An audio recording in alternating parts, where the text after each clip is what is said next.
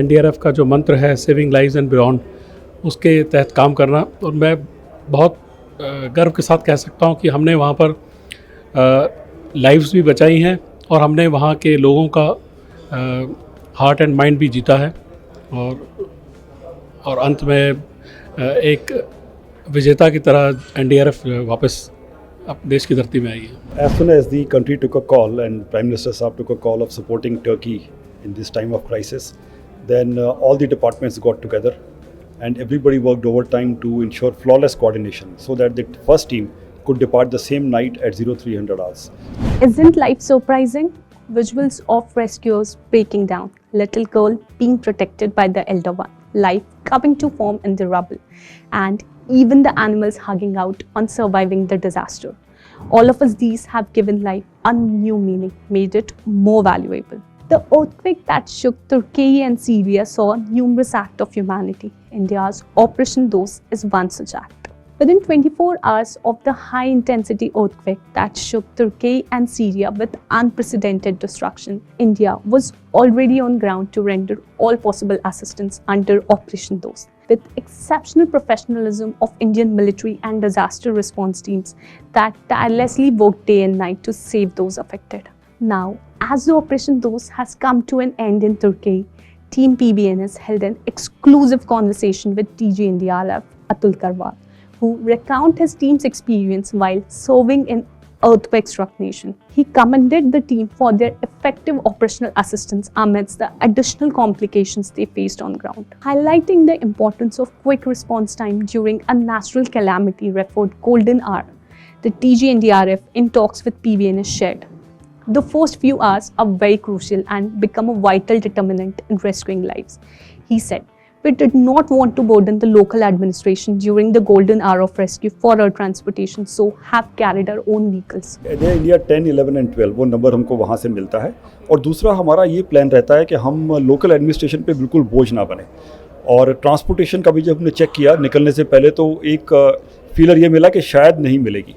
अब हमें ये क्लैरिटी है कि हम जितना जल्दी ऑपरेशनलाइज हो जाएंगे उतना हम गोल्डन आवर्स में लोगों को बचाने के काबिल रहेंगे। तो हमने लास्ट मिनट पे Globemaster plane, Indian air force का बहुत बड़ा प्लेन है, उसमें हमने 3-3, 4-4 गाड़ियाँ हर एक टीम के साथ लोड की, जो हमको बहुत वहाँ फ़ायदा हुआ।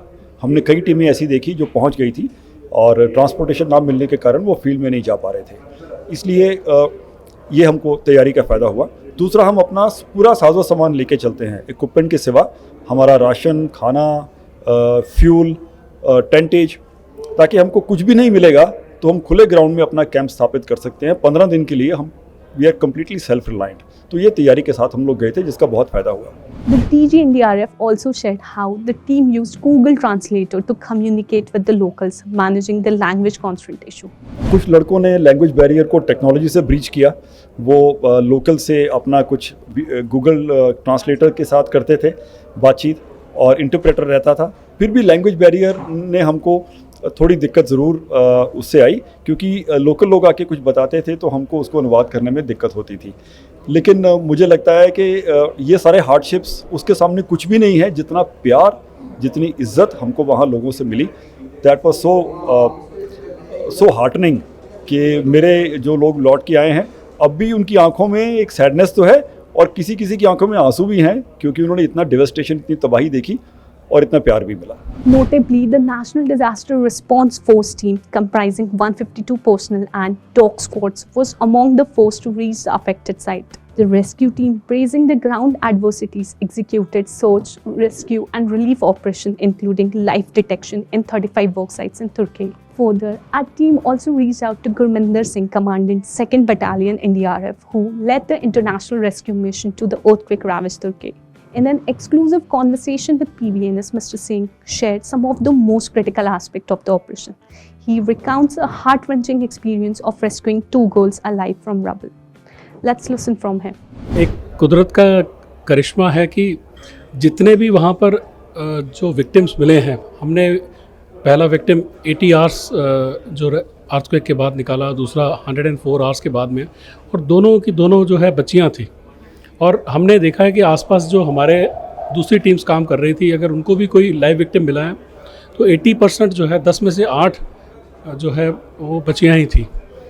और ये बच्ची जो पहली हमें बेरन मिली है वो उसको उसकी माँ ने अपनी गोदी में छुपाया हुआ था, उसके पिताजी और उसकी एक और बहन थी, तो उससे बड़ी थी वो। तो तीनों जो है वो डिसीज्ड विक्टिम हमें मिले और उसके बीच में ये लड़की थी जिसको माँ ने अपनी गोद में छुपा रखा था, उसके सिर पे हाथ था। और हमारे रेस्क्यूअर्स, मैं बिंटू बोरिया जो हमारे सब इंस्पेक्टर हैं जिन्होंने आइडेंटिफाई किया, जब धूल से और रबल में लथपथ जो है आपको 4 जो है शरीर मिलते हैं, उसमें से ये आइडेंटिफाई करना है कि एक उसमें से फिर भी ज़िंदा है, ये काबिल तारीफ़ है। ये कहीं ना कहीं वो हमारी उच्च कोटि के प्रशिक्षण है और हमारी संवेदना है। ये एक एक को छू कर देखना, और उसकी आंखों की पुतलियां हिल रही थी, जिसको देख के इसने आइडेंटिफाई किया कि इसमें अभी जान बाकी है। और उससे भी अच्छी बात ये रही कि जैसे हमने जो लोकल इमरजेंसी मेडिकल टीम है उनकी सहायता से इनको निकाला, बड़े, क्योंकि इसमें मशीन्स का आप यूज़ नहीं कर सकते, सारा काम हमें अपने टूल्स और हाथों से ही करना पड़ता है, तो उसमें समय भी लगता है। जैसे कि पहला उसकी जो सिस्टर को निकाला जो मृत पाई गई थी, उनको निकालने के लगभग 30-40 मिनट बाद हम ये नेक्स्ट जो है निकाल सके इसको, बेरन को। और वहाँ पर आर्मी का जो तुर्की आर्मी का हेलीकॉप्टर जो है वो फ्लाई कर रहा था, हमने उसको सिग्नल दिया और वो पायलट ने बड़ी डेयरिंगली हमारे रबल फील्ड के बगल में उसको उतारा और तुरंत से बच्ची को हमने वहाँ शिफ्ट किया। तो कहीं ना कहीं जो है कुदरत है, जो कि हमें लगता है अगर किसी हमने आदमी को बचाया है तो एक आदमी को हमने बचाया है, पर लेकिन अगर किसी फीमेल को बचाया है तो हमने एक्चुअली शायद उसकी जनरेशंस को बचाया है। In conversation with PVNS, Commandant Singh also sheds lights on the criticalities the team deployed has gone through while working in a foreign terrain. इससे पहला ऑपरेशन जो है 2015 में नेपाल अर्थक्वेक में मई में हम गए थे, उसके बाद 8 साल लगभग समय हो गया है। हम लोग यहाँ अपने देश में ऑपरेशन करने के लिए हमेशा तत्पर रहते हैं और हमारी जो सारी तैयारी होती है, लोकल जो हमारे जिम्मेवारी का इलाका होता है उसके अंदर जिस तरह की आपदा आ सकती है, उस तरह से हम अपनी टीम्स को जो ऑन व्हील्स रखते हैं, जब हम अलर्ट टीम्स बोलते हैं, जो कि 20 मिनट्स के अंतराल पर डिप्लॉय हो सकती हैं। पर यहाँ पर हमें इतना समय मिलेगा कि कुछ मिनट मिलेंगे और हमें एयरलिफ्ट होकर इतने दूर, जो 8 घंटे की फ़्लाइट से हम एक अनजाने देश में गए जहाँ हम कभी गए नहीं थे, और जहाँ के जो वेदर कंडीशंस थे, क्लाइमेट था, वो बिल्कुल यहाँ का ऑपोजिट था। हमने -5 डिग्री में वहाँ जाके काम किया है और हमको वहाँ के टेरेन का नहीं पता, हमको वहाँ के लोगों की भाषा नहीं पता।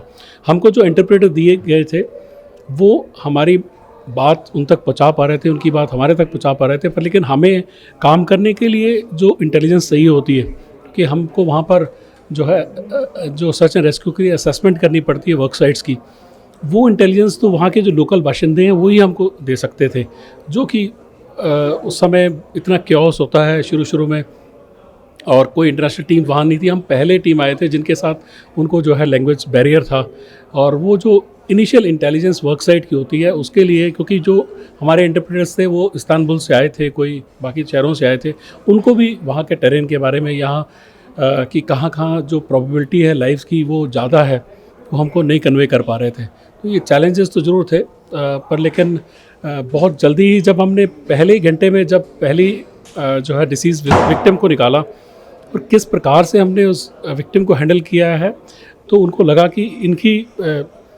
इनकी वैल्यू सिस्टम हमारे से बहुत मेल खाते हैं, कि ये डेड बॉडीज़ को किस तरह से ऑनर करते हैं। तब हमारे पास लोग जुड़ना शुरू हुए, तब हमारे को जो है एक एक्शनेबल इंटेलिजेंस मिली, जिससे कि हम एक सक्सेसफुल ऑपरेशंस कर सकें। Living up to its motto of saving lives and beyond, indeed, NDRF has successfully demonstrated India's enhanced capacity for relief and rescue at the time of the disaster.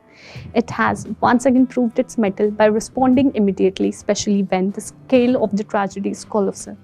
That's it in today's segment. Stay tuned to PVNS to know all the latest updates from across the country.